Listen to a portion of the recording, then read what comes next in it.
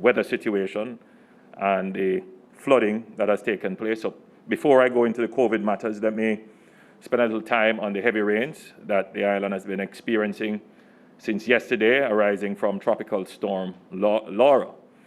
Several parishes have experienced severe flooding and landslide damage. This has impacted a number of communities. For example, the Bamboo River community in St. Thomas has experienced flooding as a result of the Bamboo River overflowing its banks due to heavy siltation at the mouth of the river. This is of particular concern as the community is currently under quarantine as part of the COVID-19 control measures. ODPEM is monitoring the situation and work is underway to clear blocked roads and thoroughfares island-wide. I ask all Jamaicans to exercise care and to monitor the reports from the Met Office and ODPEM. Later on in the press conference, we have representatives from the NWA here with us. I'm seeing Mr.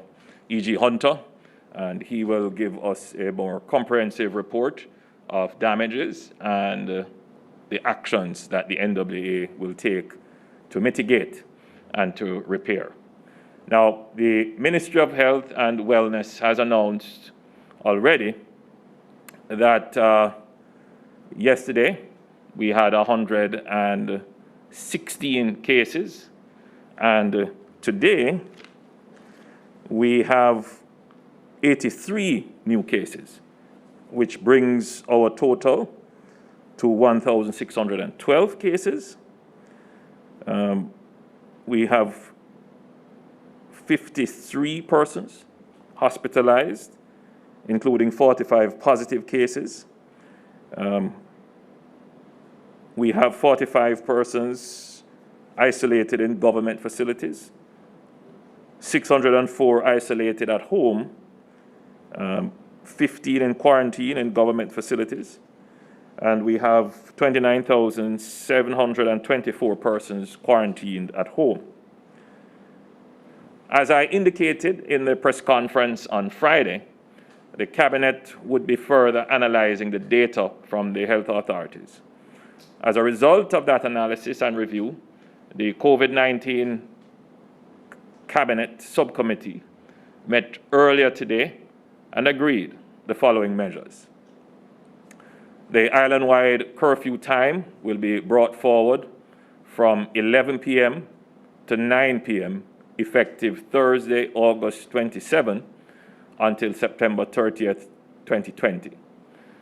I'm asking everyone to understand that as of Thursday, if you live in the parishes other than St. Thomas, Kingston, St. Andrew, St. Catherine, and Clarendon, the curfew starts at 9 p.m. and will end the following morning at 5 a.m., and this will continue daily until September 30th, 2020. So for clarity, the 7 p.m. to 5 a.m. curfew remains in effect for the parishes of St. Thomas, Kingston, St. Andrew, St. Catherine, and Clarendon until the 2nd of September 2020. Thereafter, and until September 30th, 2020, the curfew in these parishes will be from 9 p.m. to 5 a.m., consistent with the other parishes in Jamaica.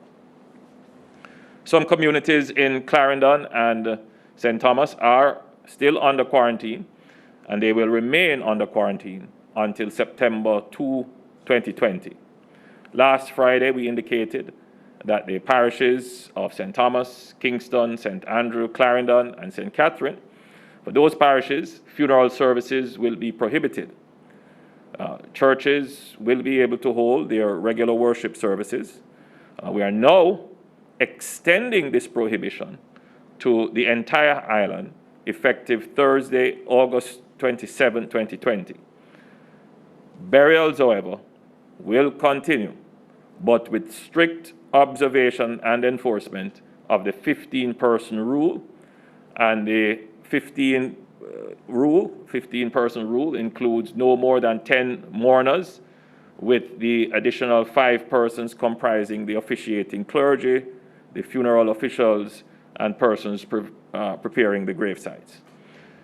Funeral processions in Jamaica as of August 27, 2020, will only be allowed to include the hearse, the vehicles taking the officiating clergy, and the mourners. Normal church service, which operate in compliance with the established protocols, which have worked very well so far, will continue. Congregants are reminded that gatherings in excess of 20 persons are not allowed outside the place of worship. When the service ends, please leave the church premises without congregating outside the place of worship. We're seeing a clustering of cases occurring in a number of communities within the corporate area. We have decided that we will take some additional measures for these communities.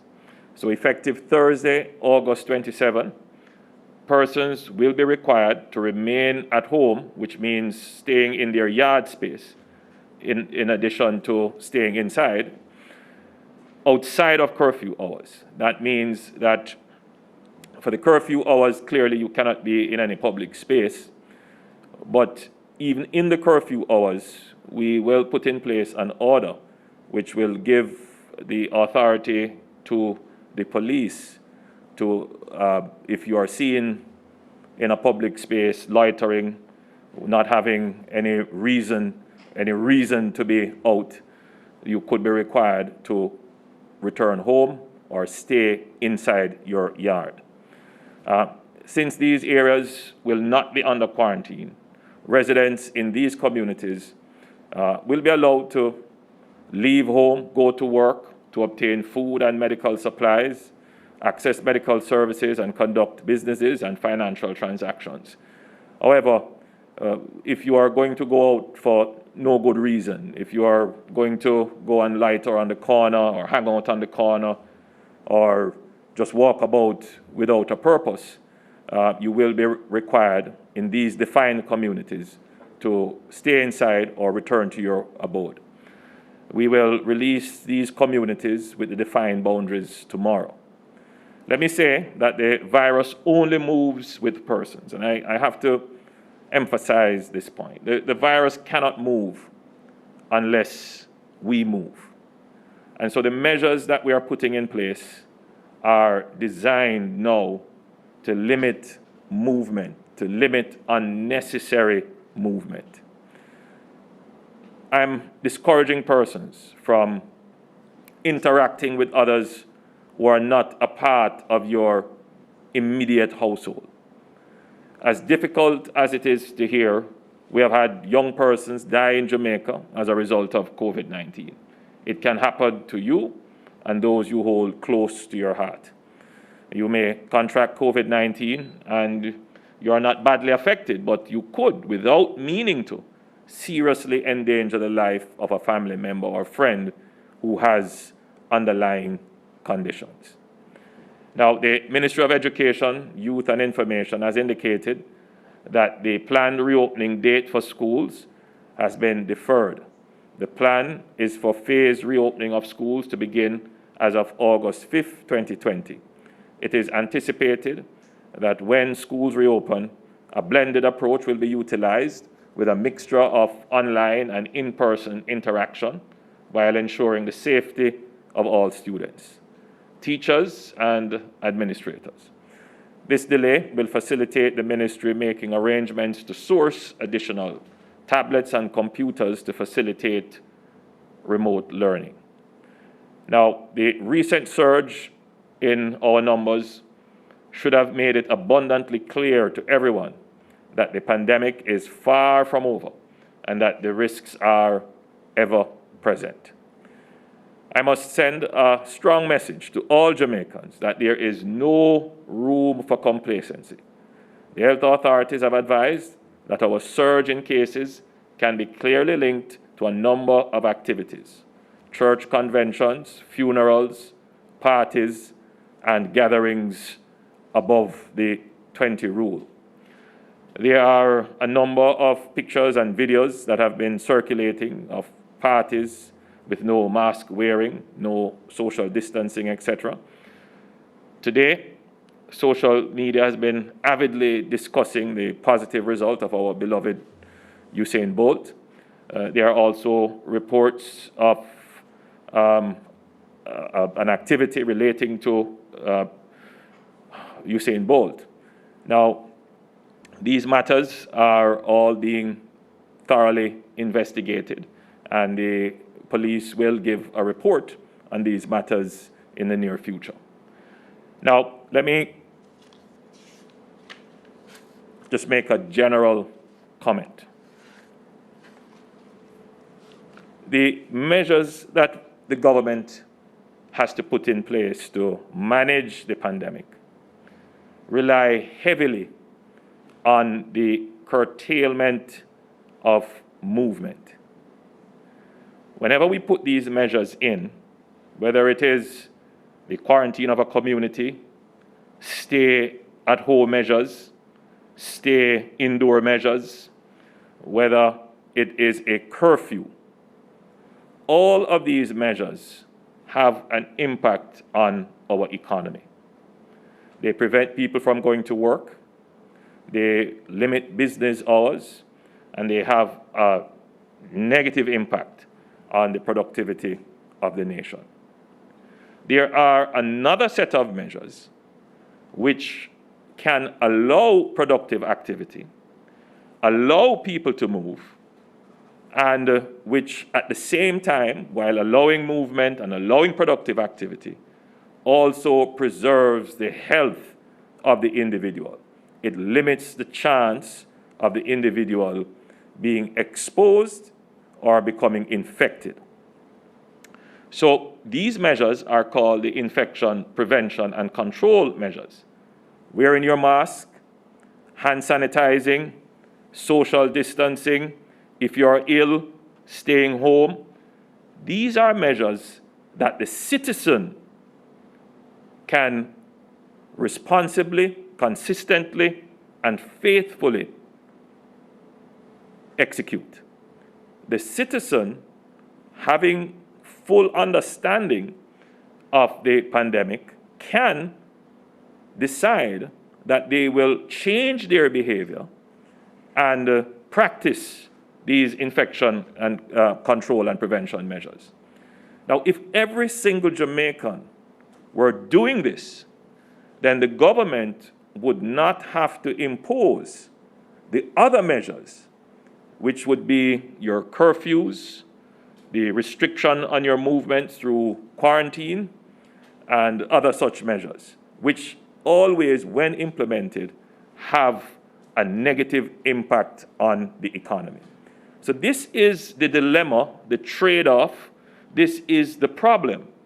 How does the government get its citizens to understand that it is really in their hands? The government can, at any time there is an outbreak, respond with these measures to control movement, but know fully well that these measures are also going to impact the economy. So the real challenge for the government is to get every single Jamaican to accept that if we're going to get our economy up and running, that we have to change our behavior. It has been a difficult task, I must confess. I've been around the country and I've seen, the studies have shown from the public health point of view that when they ask persons about COVID-19, the view is, well, COVID-19 is going to affect somebody else, but not them. It's not going to affect me. Well, I've looked very carefully, and I have not come across any study which suggests that there is a set of individuals that has a natural immunity to the coronavirus, COVID-19. So anyone who believes that they have a special immunity, meaning that the virus will only infect someone else and not them, they are misled and they are living in a false comfort.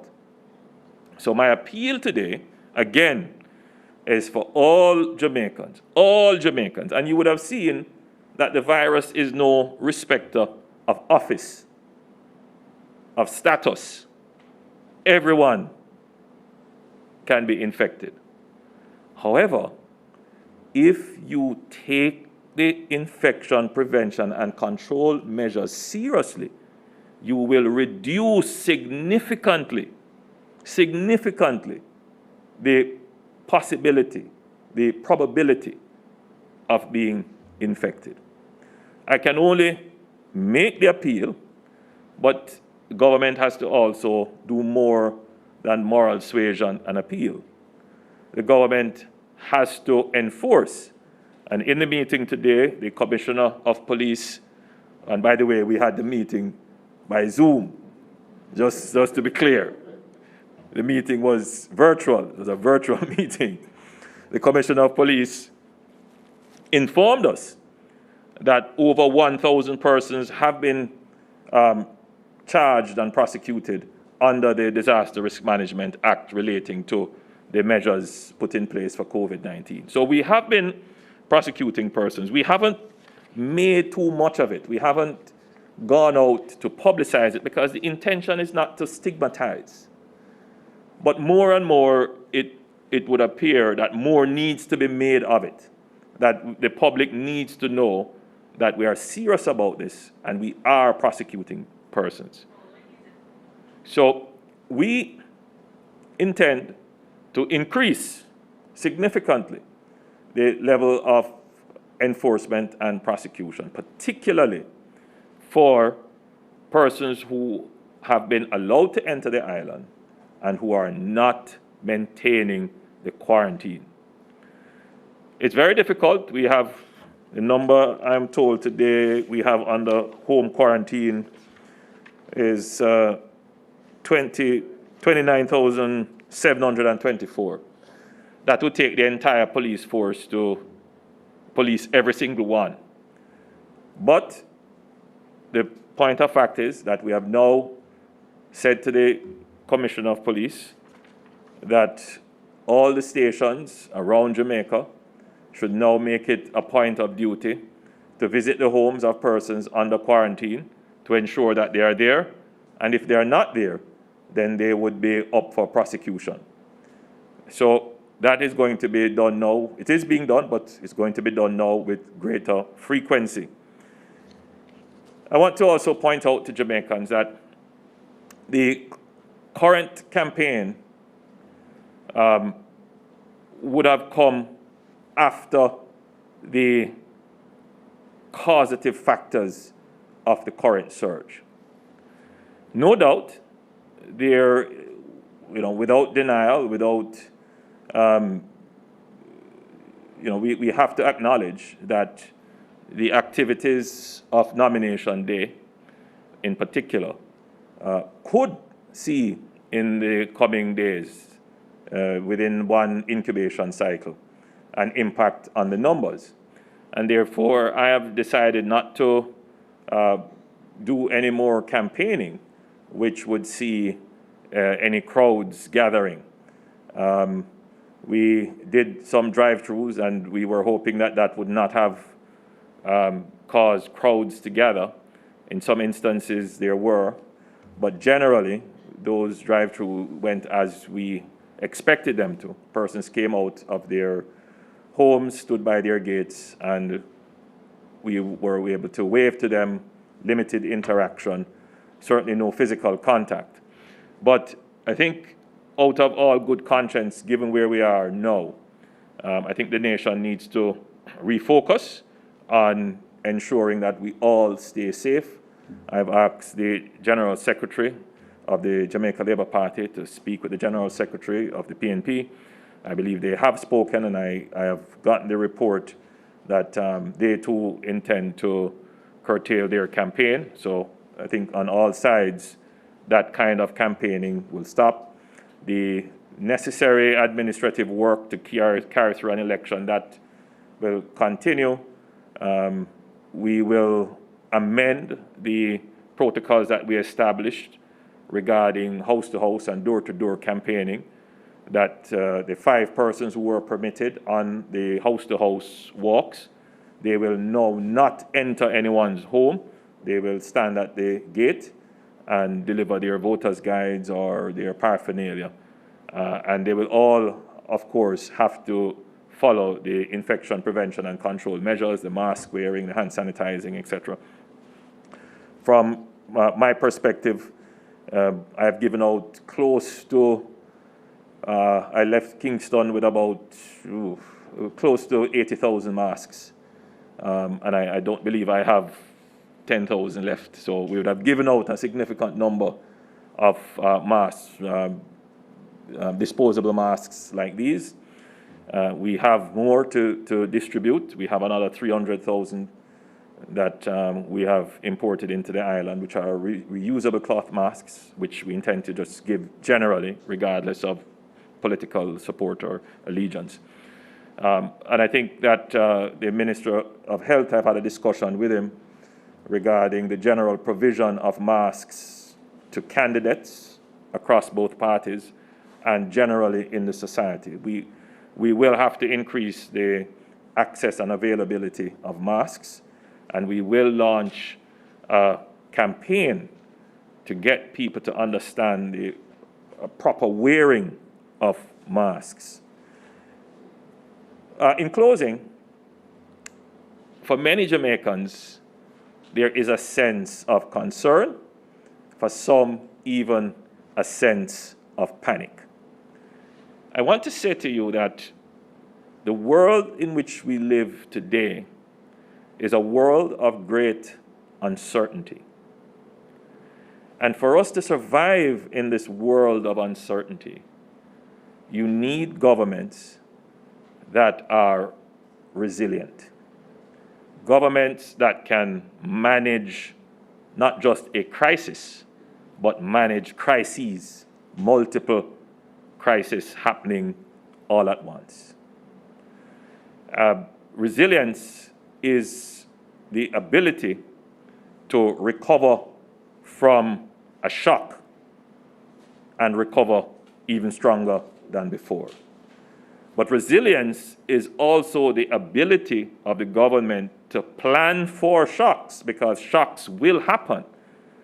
And so when they happen, there is no need for panic. There is already a plan in place as to what we will do in the event of these shocks. So this government has been planning from the fiscal side of things, meaning we have put our economy in a position to be able to withstand certain magnitudes of shocks, whether it is a financial shock, a commodity shock, or a weather shock. We have also managed to withstand the health and pandemic shock in terms of being able to assist tiding over persons who would have lost income as a result of any of these events. For weather shocks, we have our plans in place. Yes, there will be flooding. Yes, there will be landslides. But within a very short period of time, the NWA has its plans in place, which will mobilize the assets to clear the roads, clear the gullies, move the landslides. So, yes, the public looking on, seeing all that is happening, can have a sense of bewilderment, shock. But I would say, rest assured, stay calm. The government has this. I'm looking at the Minister of Health. He's concerned. And as we all should be, but there is no panic. We normally would put up our graphs. And we use the graph to give people a sense as to where we are. You'll recall that in the graphs, there was a line. And we said that that line is the trip. So when we are planning and our numbers are looking fine, we're also planning for when our numbers don't look fine. And at what point do we act? We started to act even before the trip line was met. Now, we will bring this under control. There is no question. The measures that we are putting in place, we are putting them in a gradual and measured way in terms of how we configure the curfews, the quarantines, and now the new measure, which will give authority to the police in specific communities. And I should point out here, that last week we named some communities where our surveillance pointed out that we could see increased numbers of cases. These are the communities which we will properly define, which we will have out for tomorrow. And in those communities, the stay indoor orders will be implemented. So we don't want to go to the extreme measure just yet of a quarantine. One reason, of course, is that quarantine are resource intense. And to quarantine 20 communities could detract from other security operations that the security forces must undertake. So this measure will give powers to regular policing for the safety and protection of the citizen. That if you are out in a public space to just sit on the corner, to play just dominoes with your friends, not doing something that could be considered necessary to life, then the police could ask you to go home, go inside. It is the equivalent of the stay-at-home order.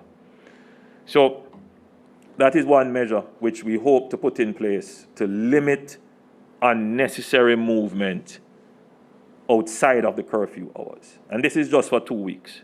And I'm asking citizens in these communities to cooperate. I represent a few of these communities. You know, I grew up in communities like these. I understand the situation that in many such communities, you know, the sidewalk, the street corner is the living room. That's where you go out and meet and greet and have fun, because your yard might be too small. There might be 13 people to one room. And so you have to stay outside. We know this, we understand this. But I'm asking those who are in that position and who would want to resist such a measure to consider what happens if the 13 people in the room all get infected by the coronavirus and develop the COVID-19 disease all at once. These are things that we have to balance in this very difficult time. So it is better that you stay within your household. So this measure is designed to prevent movement outside of the household. So stay within your household, stay safe within your household. If you have to go for something that is necessary, you have to go to the shop, that's fine, go to the shop, return home. If you have to get medicine, fine, go and get your medicine, return home. You have to go to work, return home. But unnecessary movement, that is what we are trying to deter at this time. You can make it much easier for all of us as citizens if you simply don't go outside if you don't have to. Again, I repeat the point. A very important point to repeat.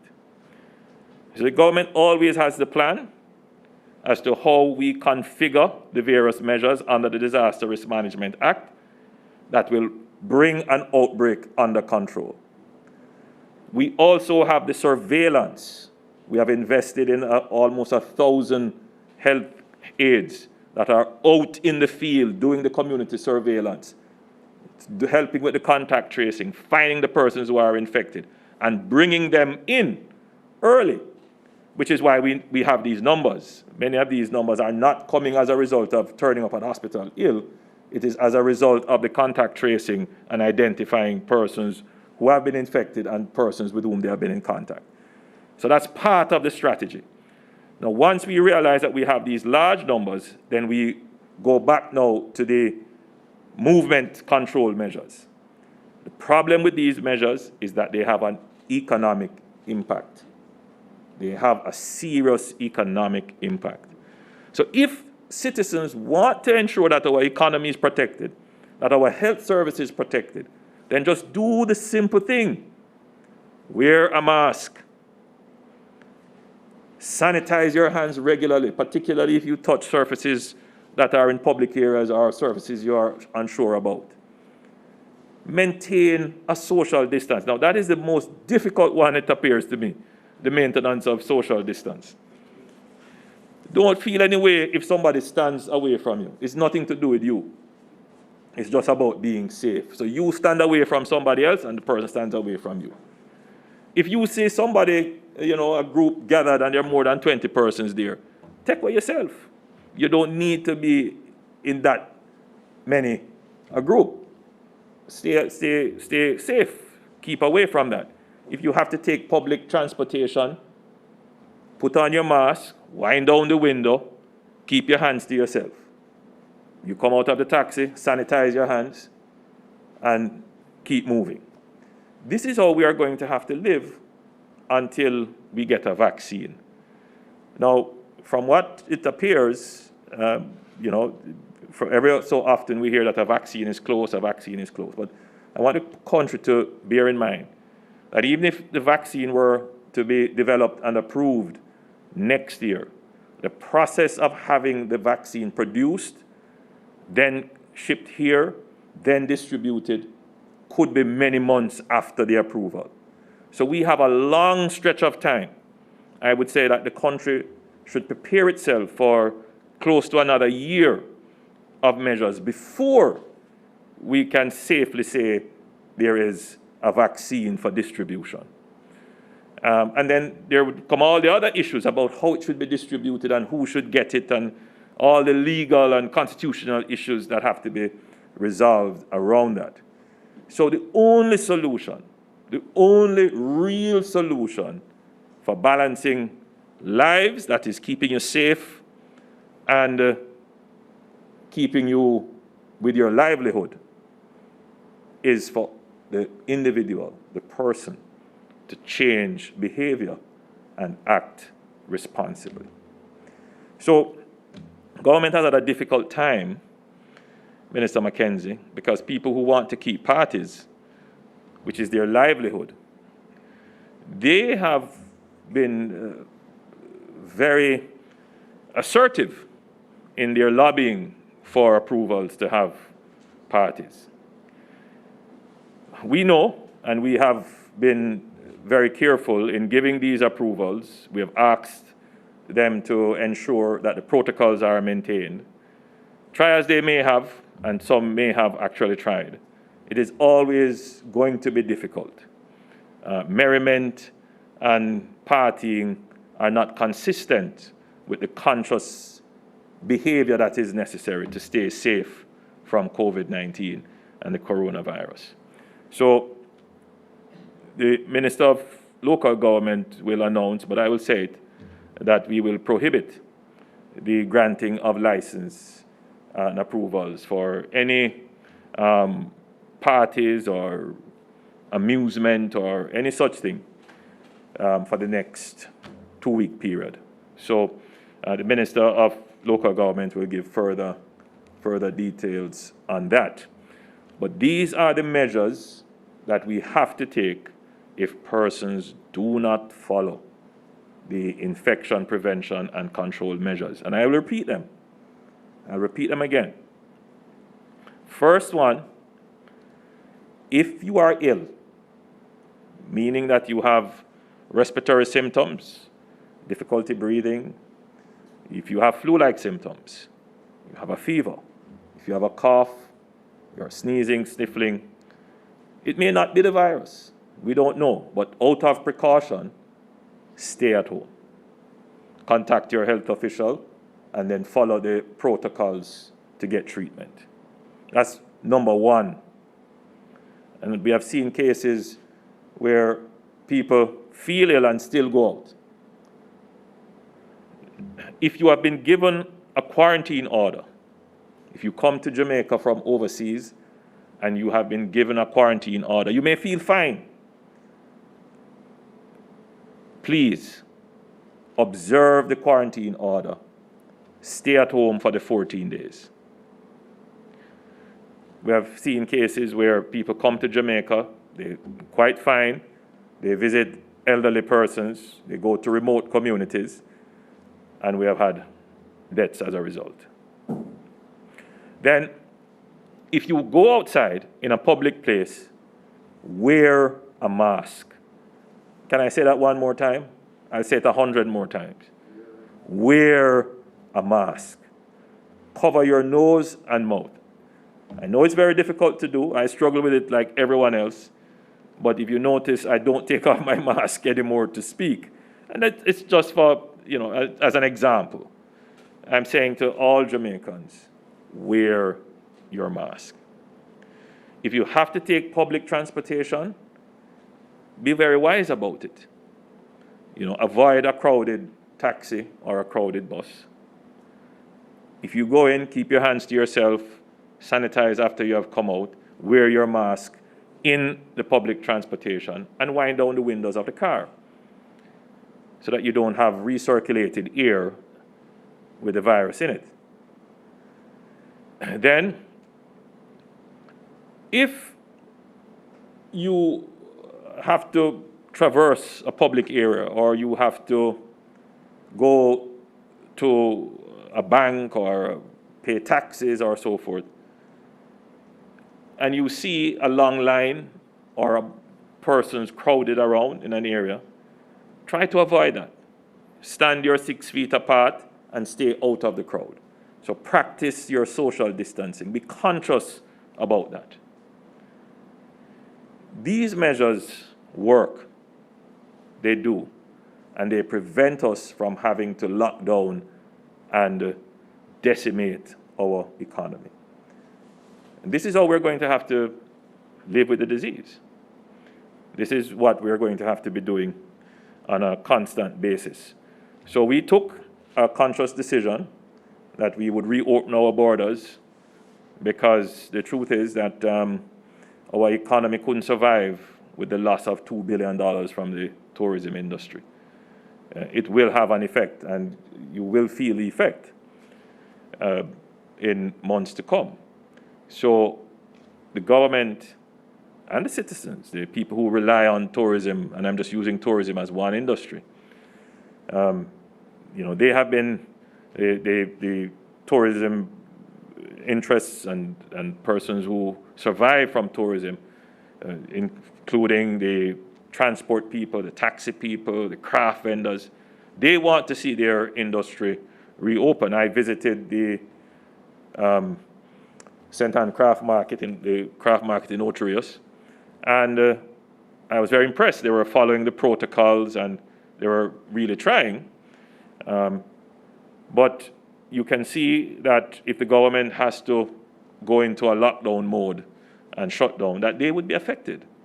So if it is that we want to maintain our livelihood, then we all must follow the protocols.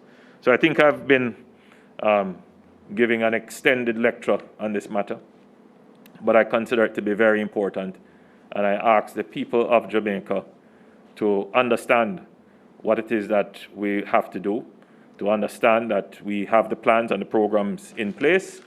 We will bring this most recent surge under control, as we have done previously, but we don't want to have to go through this cycle all the time. And the only way to avoid this cycle of locking down to control a surge is if every single Jamaican is faithful and consistent in observing the protocols. We will recover from the COVID-19 pandemic, and we will be stronger as a people and as a country as a result. God bless you. We'll now have Minister Christopher Tufton, who you're briefing. Prime Minister? No? No, Minister Tufton is saying that I have said everything already. So, if there are questions. All right, so thank you so much, Prime Minister. We then will turn over now to members of the media who will be able to pose their questions and certainly be able to get the responses. We had, of course, tested the system earlier with members of the media, and so we now will go to, I believe it's Mr. Damien Mitchell. Oh, I beg your pardon. Let's go to Brittany Clark first, who has her question. Brittany, go ahead, please. Okay, hello, good evening, everyone. I have a question for, I believe Prime Minister Holness or Minister Tufton could take this one. So given that it's now public knowledge of Usain Bolt's positive COVID-19 status, can the ministry confirm that rigorous contact tracing procedures are being carried out for him and the other public figures that are present at the event? And how are authorities treating with the allegations that some of the public figures who were recently overseas and attended did not abide by or complete the mandatory 14-day quarantine orders? Thank you. Okay, thank you very much, Brittany. As you have said, it is now public knowledge that Mr. Bolt has been tested positive. He has been formally notified, I'm told, by the authorities. And in keeping with standard protocols, once there is a positive case, irrespective of the individual, it triggers an approach to questioning, interrogation, if you will, which would then follow through with contact tracing. So the answer to your question would be yes, the process would have started. As it relates to the second part of the question about public figures coming in, I am not aware. I don't have specifics of any particular individual coming in and breaching the orders for quarantining. However, what I will say is that we do not discriminate depending on the person. The rules apply to everyone, and to the extent that we have information, then the rules would apply in this case, or any other case for that matter. Thank you, Minister. I mistook Edmund to say that the police, as I've said earlier in my presentation, just to back up what Minister Tufton is saying, the police are investigating. They are looking into in all aspects of the matter. So no one is going to be treated with any exemption or given any special treatment. All Jamaicans have a duty, and of course, those who have the public ear and have influence in public spheres, they have an even greater duty. Thank you, Mr. Prime Minister. My apologies, I mistook Damien for Edmund. They are at the same media entity, so let's go to Edmund Campbell. Mr. Campbell? Thank you very much. Thank you very much. Are you hearing me? Yes, Good. Edmund, go ahead. The question is for Dr. Tufton or the Prime Minister. What is the Ministry of Health's projection for an increase in coronavirus cases stemming from the nomination day activities and the political campaigns, where many people did not wear masks in some instances and came together in large gatherings across the country? And the second question, what plans are being contemplated to deal with a surge in COVID cases arising from both nomination and campaign activities? Okay. In terms of the first question around the anticipated impact, if you will, of nomination day, the health authorities assess each situation as they occur or unfold, and we do have internal deliberations around activities and the likely impact. I don't have any specific information at this point in time, but the observations that would be captured under the epidemiology unit would account for some forecasting and, as a result, some preparation for that forecasting. We probably can give better particulars on that at another time. The CMO is here. I don't know if she wants to comment or leave it until another point when we may have better particulars. As it relates to preparation for any possible surge, the ministry, when we started out on this preparation, our COVID response, you may recall, I think the very first meeting, Prime Minister, at the other building, when the EPI unit gave an assessment based on the last H1N1 outbreak we had. And there was a forecasting of the percentage of the population that possibly would be impacted by COVID. You may recall we had said somewhere in the region of 1.5 million over a period of time.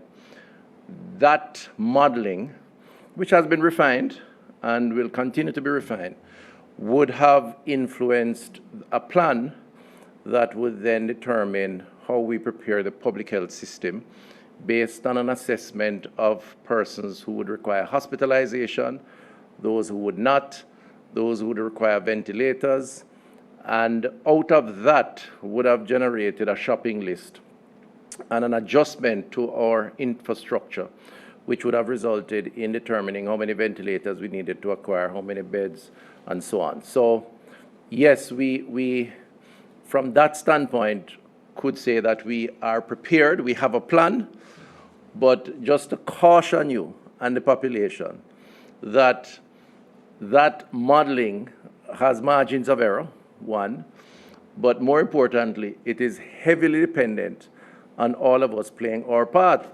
So if the population, for example, ignores the orders, the stay-at-home orders, the modeling caters to that, and therefore we'll be preparing for those who may be affected or infected with that protocol in place. If it's not in place, then what you're going to have is a bursting of the modeling and an overwhelming of the system and the process. So the Prime Minister has said it many times, we cannot overemphasize the importance of the population understanding their role, because no matter how much we model, it is subject to everyone playing their part. And unfortunately, I have to say that there are segments of the population who are going to and are putting the modeling under stress. And hopefully we can claw back and get persons complying with the rules. I'm certain there are other questions, but Naomi, just for completeness, I had indicated that we had the head of the NSWMA here. So as we are dealing with the pandemic, we also have weather-related events. So if I may invite Mr. E.G. Hunter to come and give us a brief overview of the heavy rains and the plans that you have in place to deal with and mitigate the damage.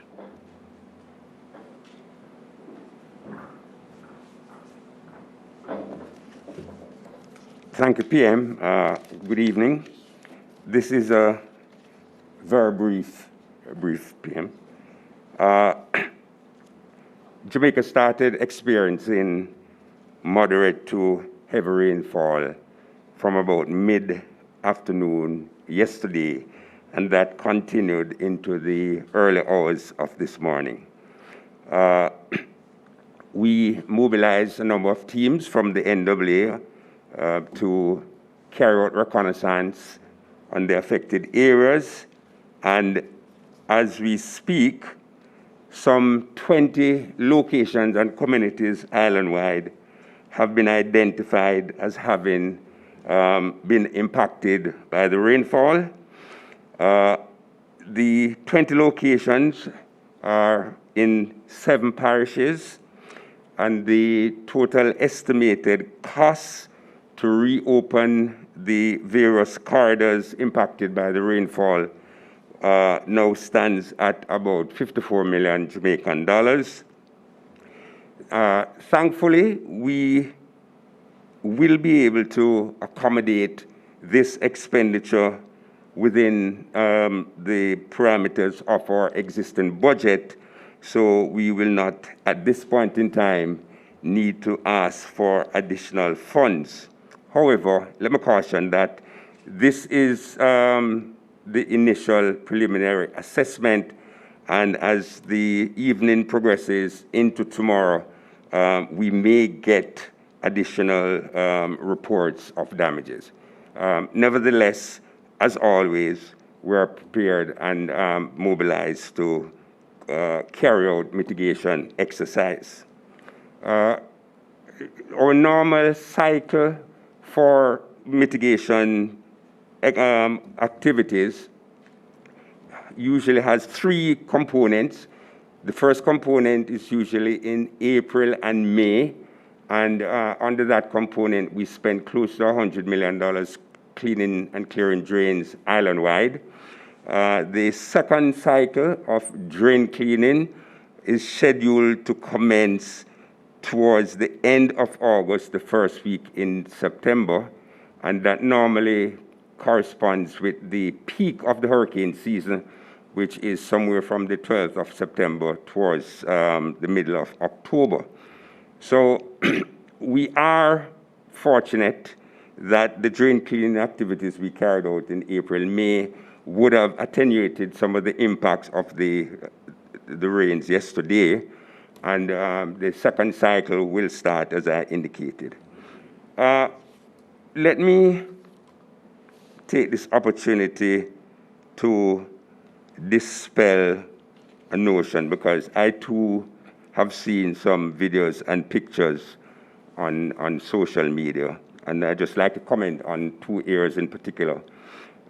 There was significant flooding in the Tinsapen area, and questions were asked as to whether or not the roads that we have recently constructed failed in their ability to handle the runoff. You will recall, PM, that on at least two previous occasions you had indicated that the Tinsapen area will be the subject of a special drain design and construction activity. We awarded a contract to SEAC, Consulting Engineering Company, and SEAC is now in the process of fine-tuning and finalizing that design, which will ultimately lead to the construction of Sandy Gully type drainage infrastructure in that section of the city.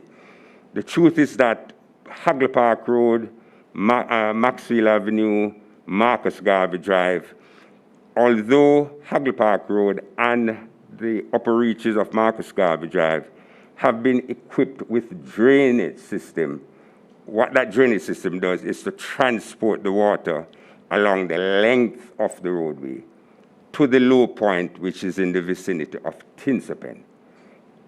We have not done any drain construction in that area as yet. So the existing drainage system in that area is unable to handle the runoff that gets there. But it was always the plan that we would construct drains, expanded drains in that area.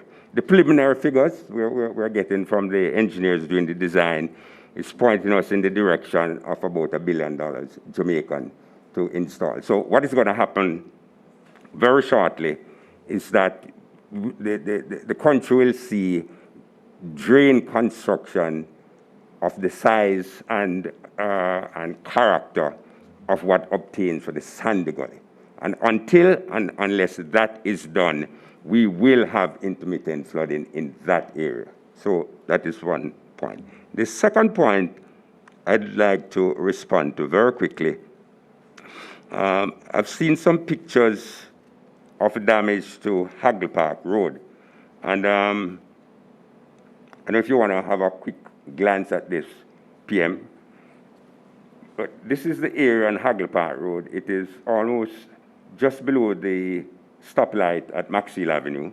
If you notice that this area is a dark color as compared to the rest, that is because there is an existing drain in that area. It's an old cast iron drain. During the construction of the road, we installed new HD PVC drains. And so the new drain needs to be connected into the old drain. That area has been an area under construction. It was never completed. It was never completed. And the restoration that you see there, the reinstatement, was a temporary reinstatement to allow the contractor to go back subsequently and complete those works. That area, and only that area, was impacted by the rains. Because I did a tour there this morning, and I'm speaking from personal experience. In fact, at about 3 o'clock this afternoon, if anyone traversed that area, they would have seen that the contractor is there carrying out the repairs. So finally, in terms of the other large projects that we have done, there has been no perceptible impact of the rains on the Junction Road project. On the St. Thomas roads, which we are working on, there have been minor impacts, but those are live projects under the authority and management of the various contractors, and any deleterious effect arising from the rains will be addressed by the contractors. Finally, I wish to assure the public that, particularly as it relates to Consent Spring, Hagley Park, Mandela, Marcus Garvey Drive, the contractor that we have employed does not and will not be paid the totality of the contract sum unless and until all the works have been completed to our satisfaction. And so you would have noticed from time to time that the contractor would be engaged in carrying out remedial works because it's a design and build contract. So the contractor is responsible for the functionality of the final product. And until and unless the contractor gets it right, he doesn't get the totality of his pay. So that, in a nutshell, is where we are at this point in time. Thank you, E.G. Minister Mackenzie, would you want to say a few words? Minister Mackenzie says that I've said it all. But then a new order will be published, will be gazetted shortly, which will have all the details of what we have announced today. Specifically, I want to, do you have more questions, Naomi? Yes, we Sure. do have Okay. more questions, sir. All right, so let's, I'll take them in this order. Damien Mitchell, then we'll have Jamila Maitland and Dion Jackson Miller. Let's start off with Damien Mitchell. Damien? Thanks, Naomi. I have a few questions. The health minister may be able to address this one.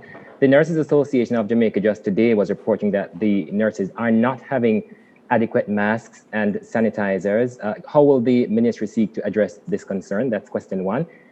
Question two, is the government, Prime Minister, considering reimposing the work from home order? And if not, why not? And then the third question, this for the Prime Minister. Just over a month ago, you had said an election was not on your mind as the economy was your focus. Can you say what would have changed between then and August 11 when you announced the election? Okay, so I will quickly answer my question and allow the Prime Minister to take on the rest. The issue of the Nurses Association, to be totally frank with you, is news to me. It was brought to my attention by my colleague, Minister Mackenzie, while I was sitting in this hall. And I normally am quite responsive to all the associations, and certainly the nurses are an absolute critical part of the public health system. So as I said to Minister Mackenzie, I'll say to you, I'm going to be giving her a call as soon as I leave this room. What I do know is that as far as I am concerned, the public health system does have PPEs, including masks. That's what I've been told based on the reports. And indeed, I heard an interview yesterday on an affiliated station related to your media, your particular media house, where the two of the other associations were actually supporting that position. So I'm concerned about that position, but I am going to try to get the details, and we will certainly address it because our nurses are absolutely critical to the frontline work and to the work generally of our public health system. Damien, yes, we discussed the work from home orders. So there still is a kind of residual work from home in the Disaster Risk Management Act. So persons who have family members who are ill and so forth, who they have to take care of, they are permitted to work from home. But you will recall in my earlier on in my presentation, I said that when the government takes these kinds of measures to limit movement, it has a massive negative impact on the economy. And so we're very careful how we configure all our tools to, yes, to control the pandemic, but also not to deplete the economy. So we decided that we would not go to a full-scale work from home order just yet. We will continue to watch how this new surge evolves. It is a part of the toolkit. If it becomes necessary, we will use it, but at this time, we're not going to use it just yet. The third question is very clear, that my focus was on putting in place a plan for our economic recovery, and we saw clearly, A, the plan was in place, and B, that the signs of recovery were there, and therefore a quick opportunity to get a new mandate, consolidate the government, and move ahead strongly with that mandate. You will know that as you go closer to the point of an election, the authority of the government is always questioned, and it becomes very difficult to get projects moving, to get projects executed and implemented. And therefore, governments always want to opt to renew their mandate before they become what is called, the Americans have a phrase for it. They call it a lame duck government. And that is always a challenge, that as you come closer to the end of the term, you know, everybody starts to speculate about the government. Those who don't support the government will say, I'll wait you out. And so it becomes very difficult for governments to operate getting closer and closer to their terms. So for me, it was about ordering, before you go to an election, make sure that you have a plan for recovery. And you would have seen our 10-point plan for recovery put out. You would have seen us speak about the strategies for recovery. And you would have also seen, for example, the increase in construction, the increase in manufacturing, that we are returning our economy to production at a good pace. Once I was satisfied with that, then we could move towards very quickly resolving the political issue, which is strengthening and renewing the mandate of the government to carry through the recovery plan. So I think we have kept in line with our strategic direction. If I could, Prime Minister, just one quick question. Generally, you start with your graph. Why haven't you done that today? You know, I'm going to do it in the next press conference. I pointed it out that we didn't start with the graph. I will do it in the next press conference. From what I've seen, you know, the graph would normally show our trip line. We have now crossed the trip line. We have started to take measures even before it did. So yes, in the next press conference, I'll have the graphs displayed. The public is attuned to R0 now, sir. And so the public know, well, you know, I'm very happy, Damien, that people were paying attention to the graphs and to what we're saying.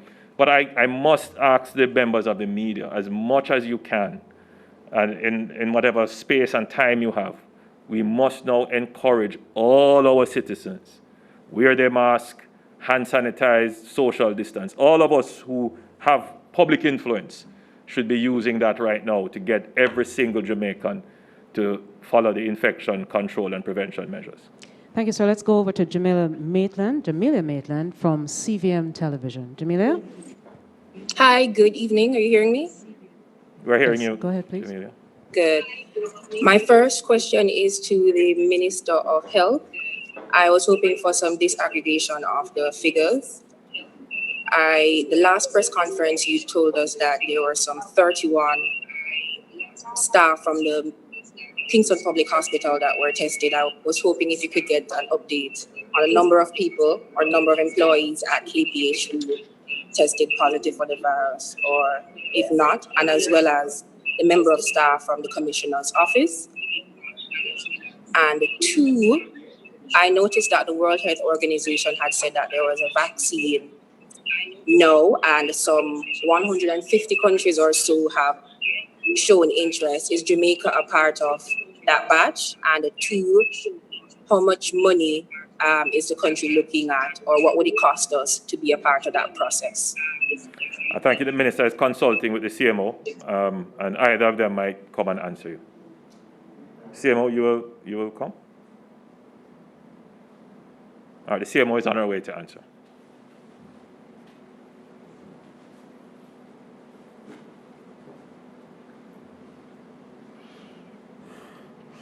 I'll answer, good evening, I'll answer about the situation at KPH first. So yesterday we had announced that we had 8 healthcare workers that were affected, and that at that time we had 31 persons that were off on quarantine. We had tested up to 50 persons. I know that the test results are in. I have glanced very quickly at them before coming here, but of course we have to do our usual checks. I do see that we do have 2 or 3 persons that I can say are from KPH, but we will have to investigate further to see exactly who these persons are, and especially if they are related to any of the incidents involving the healthcare workers' exposure or the healthcare workers that were previously affected. So we will update further on that. In terms of vaccines, yes, Jamaica is a part of the PAHO WHO, well, really it's an alliance with several entities, including PAHO and WHO, which is the ACT Accelerator program, where you have a COVAX facility, where I think we have over 172 countries. There was a release recently that named the countries, and I know persons were concerned that Jamaica was not mentioned in that release, but we are in fact involved in that, but under the PAHO revolving fund. So essentially, you would not have seen any of the English-speaking Caribbean countries mentioned because they're all part of the PAHO revolving fund that is a part of the COVAX facility. So within that facility, countries that are a part of it will have access to vaccines for 20% of their population initially in the first phase. And then after everybody is supplied, then they will go on to next phases that will involve more persons. So we're very much a part of that. Thank you.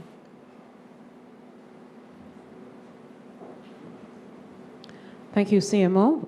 Let's move over to Dion Jackson Miller.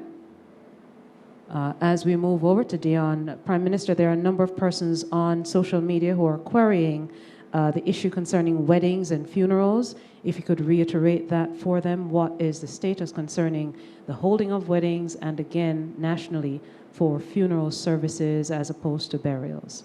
Sure, well, let's have Dion and then. Thank you so much, Mr. Prime Minister. You had said no permits will be granted for the next 2 weeks for entertainment events. What about events already approved for that time period? Do they go ahead or will those be cancelled? Number 2, I know Dr. Tufton is sick and tired of hearing me ask about PPE, but after my last interview with JMD and MAJ, I got 2 messages saying Cornwall Regional is having a problem with masks in particular. Do you know of that, Dr. Tufton? And finally, to both Dr. Tufton and the PM, how often are you both tested, and when last were you tested? The CMO will come and answer your questions about PPE, and then I will attempt to give you some answers.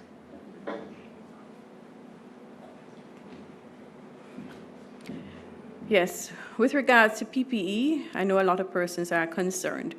And especially at this time, when we're going into a phase now where we're seeing more hospitalizations, and especially when we're seeing healthcare workers being affected, we really want to be constantly reassured that there are adequate PPEs in the country. Now, where we have had a problem over time, as you yourself have mentioned, Dion, is in terms of the N95 mask and sourcing that reliably. Jamaica, like every other country, faces challenges in getting the correct mask and correct is different for different persons because persons are fitted for different types of masks, and everybody wants to ensure that the particular mask that they're fitted for is available. So recently, last week, the NHF assured us that they received 30,000 N95 masks and that they have been distributed to the regional health authorities. I personally have reached out to the senior medical officers of the hospitals to see that all the hospitals have received the mask. So the masks are in hospital. I know that some persons may have seen where there were some challenges that were experienced by some persons at the Kingston Public Hospital, where some of those masks are concerned, and we are looking into that to see what exactly is the problem so that we can address it. But right now, we do have the N95 mask in country, and we have not really experienced a shortage of the other personal protective equipment. So if there's any concern about that, I would want to reassure persons that we do have those. And we work assiduously to always ensure that we have these materials present. And as I said, I know that this is a critical time, and it's very important that the healthcare workers are reassured on this. Thank you. All right, so Dion, in terms of the entertainment and amusement events which were already approved, the Cabinet deliberated on this. We spent significant time in our last two meetings deliberating on this matter. The entertainment sector has been hard hit. We tend to just look at entertainment as fun, but it is a business. And many persons live off entertainment, you know, from the person who loads their sound boxes onto the truck, the selectors. It's an industry. And what I want to say here to all the people who are involved in the industry is that the government understands that it is an industry like any other industry. You make an investment, but the government has to weigh that against the risk it poses. We decided that we would keep faith with the industry and allow the entertainment industry to be able to hold events. As it is turning out, and as we are seeing, it is easier said than done to have events that are compliant with protocols. And in fact, when the contact tracing is done, you are seeing that many persons, even high-profile persons, who are affected, you could trace right back to entertainment activities. It therefore says to us, from a public health point of view, that if we're going to balance lives and livelihoods, you want to make sure that you are alive to enjoy the livelihood. So we start by saying that right now we need to protect lives. So we took the decision that permits that are already issued, those permits would be canceled and refunded for the next 2 weeks.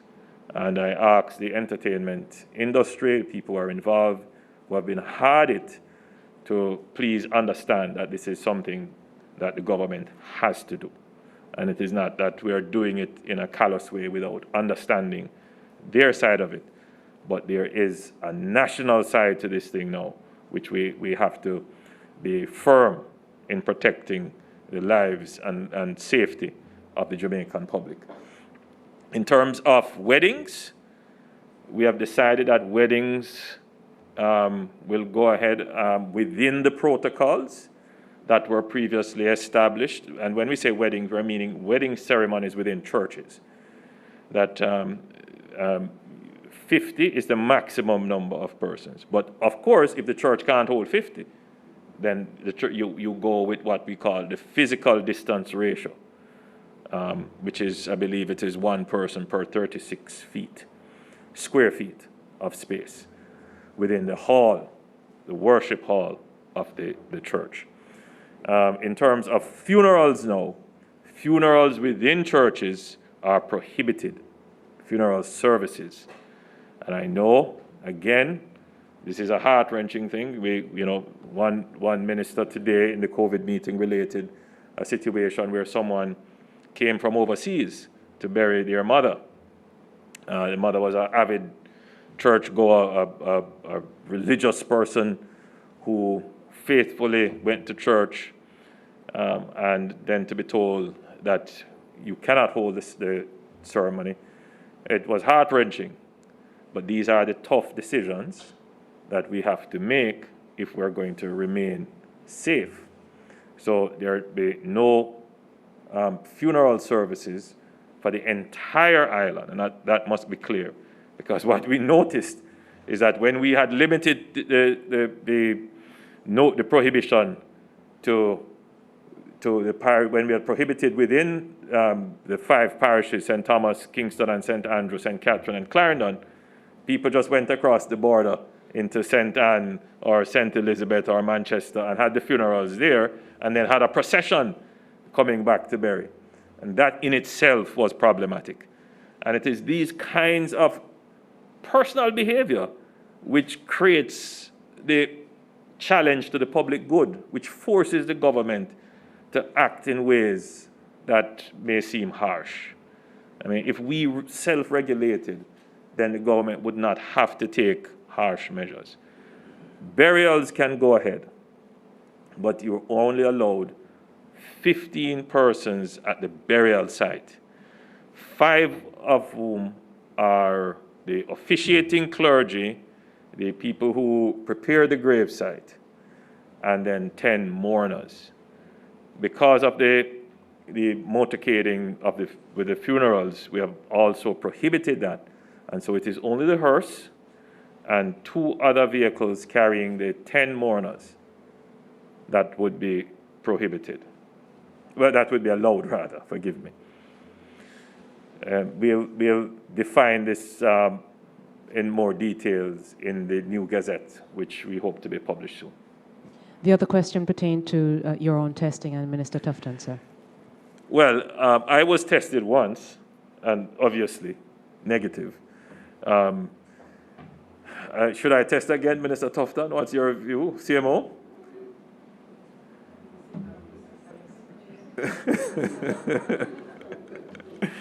Well, look, it's my choice, and I believe maybe I should, and I will therefore seek some assistance in getting a test done.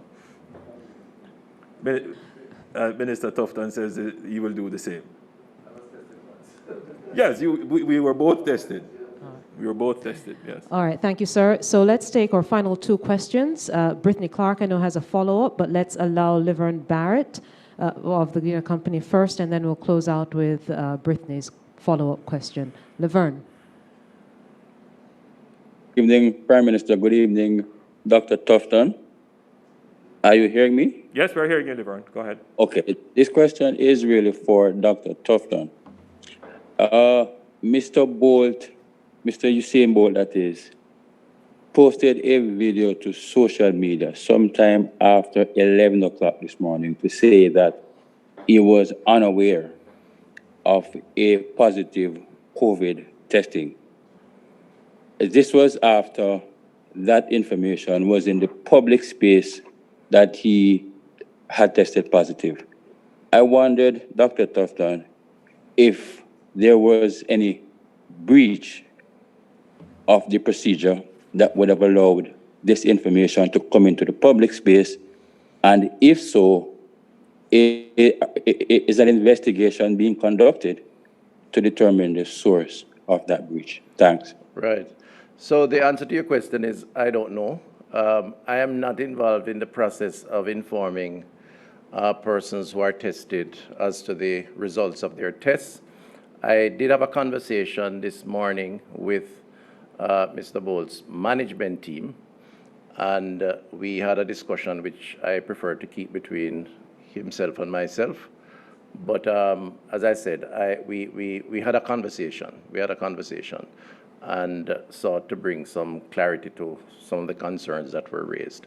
But that is a process that is administrative, and it involves a number of different players. And hence, you know, as I said, I had a conversation with him coming out of those concerns. Thank you, Laverne. Thank you, Minister. Prime Minister, I believe earlier in relation to the revised start time for school, you had said August 5. Sorry, did I say that? Forgive me. Yes. On my script, it's August. Here I go again. It's October 5th. Forgive me. All right. Thank you. So Yes. we've cleared that up. It's We've cleared that October up. 5. Which wouldn't be possible. We've passed August 5th long ago. So it's the 5th of October. Yes. And finally then, Brittany Clark from Nationwide has a follow-up. Brittany. Yes, hello, good evening again. My follow-up is really in response to a question that was asked, I believe, yesterday, and it's about the Emancipendence holiday celebrations. I just wanted to know if technocrats had recommended that any tighter restrictions be given during that Emancipendence holiday celebration, and if yes, what were those recommendations suggested, and why was a decision taken not to act upon those recommendations, if any were given? Thank you. Okay, so first of all, Brittany, implicit in your question are some assumptions that you make. Certainly the second part of the question about why recommendations were not taken. I'm going to respond as I did last evening at our press briefing, which is that the public servants provide information on an ongoing basis to, in this case, to the cabinet. The Prime Minister, of course, chairs the cabinet. And that is, having provided that information, the information is acted on one way or the other. The cabinet now makes a decision. I think it was unfair, and I say so respectfully, to put the CMO, in this instance, on the spot to ask her about the advice that she gave in a cabinet setting. First of all, cabinet is supposed to be secret, and for her to breach that confidential setting would be a breach of her own commitment and her role, the role that she plays. And then, as I explained, civil servants give advice one way or the other. It's up to the cabinet, led by the Prime Minister, to take the decisions. I can only reassure you, as Minister of Health and Wellness, that whatever decisions we make, it is in the absolute best interest of the country and the Jamaican people. Thank you. Brittany, you've asked a very, very important question, because you know your profession is so important to the management of the pandemic, because it not just accepts what we say, but you ask searching questions to get at the real information. And if it is not properly explained, the public can be led in all kinds of directions. And one of the things that this government has done is to keep the public informed. This government does not hide from the public or hide from the difficult questions. And as a society, our public being brought into information has to be given solid information on which they can make their assessment. Now, the CMO, the permanent secretary, the health professionals are competent to give health advice. What should you do to control the pandemic? But the pandemic is not merely a health issue alone. The pandemic also has an economic dimension, which somehow it has escaped the public conversation. And why? Because the government was very quick at the beginning to intervene with care programs. There is also a psychological and emotional aspect to the pandemic, which again has not been addressed in the public debate. For example, I got a call from a senior citizen complaining about the stay-at-home orders, that it was limiting her, and her view was she's going to die anyway. She doesn't want to die from loneliness. So the emotional impact of the lockdowns and the measures also has to be balanced by the government. So we have to be careful how we try to set one set of advice against another set of advice. When we sit as a cabinet, we take the advice from the economic experts, we take the advice from the health professionals, and we hear what is being said by people and the emotional impact on it. So we are not just managing a health crisis, we are managing several crises. And it's very important that as a journalist, person who supplies the public with information, that the questions are contextualized in a way that doesn't suggest that there is something untoward about how the government operates. Yes, governments do untoward things, and the journalists must keep us on our feet. But it is important that in this national crisis, that the context of things are explained to the public. So yes, you will get advice at which you won't accept. And it doesn't mean it was wrong advice, but when you put everything together, you just couldn't accept that because you have to figure out how to solve other issues. So I just thought I would say that. Thank you, Brittany. All right, thank you so much, Prime Minister. I did say Brittany was the last person to ask a question, and so that's it for our press conference. So I want to thank everyone who stayed with us. Again, just to close by saying, yes, the situation, every Jamaican should be concerned, but there is no need for panic. Government already set its tripwire as to when we would act. We are at that tripwire. The government is acting. As we had said before, our actions will be evidence-based, they will be measured and proportionate, and we are now acting in a measured and proportionate way to the surge. We will bring the surge under control, and as soon as that is done, then we will remove those measures so that we can bring back the economy. The ultimate solution, however, is not for us to be constantly putting in these measures. The ultimate solution is for every single Jamaican to change behavior, to learn to live with the coronavirus and COVID-19 disease, and wear your mask, stay home if ill, sanitize, social distance, obey the quarantine orders, don't move unnecessarily. Jamaica will recover stronger. Thank you so much, Prime Minister. Thank you so much, members of the media and members of the public who tuned in this evening. And certainly in the near future, once there is an update, we'll certainly be meeting in this same kind of occasion again. May I invite everyone to have a good evening and be safe on our nation's streets.